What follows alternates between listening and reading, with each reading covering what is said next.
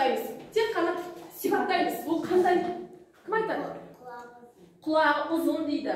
Сосын көзіңді ашып тұра берсең болды. Құлағы ұзын дейді. Тағы қандай? Сұр түсті дейді. Кейін? Секіріп жүреді дейді. Сәбір шегеді. Ол не?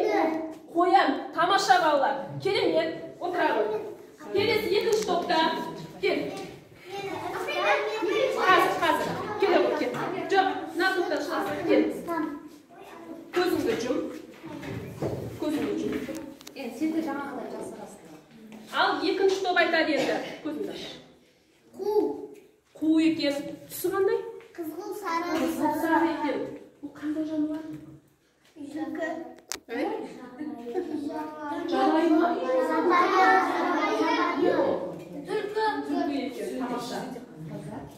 Келесі топтар. Келе ғой. Кел, сен. Келе ғой. Көзіңді жұм. Ал.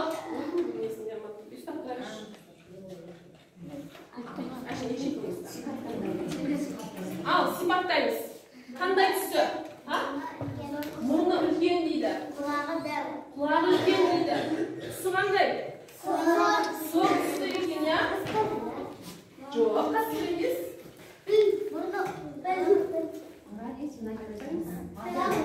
Құлағы үлкен, мұрны үлкен дейді. Ол қандай жолы?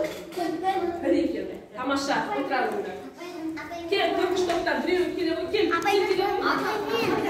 келе ғой. Көзіңді жұм. Көзіңді жұма ғой. Аш, ұстап тұрсың. Сол топтың оқушылары. Түсі қандай? Жоқ, сол төртінші топ айтсаңдар. Сары, я қызғылт сары. Дәмі қандай? Ащы дейді. Бұл жерде өсе ма, тауда өсе ма? Жерде өседі. Көлемі қандай?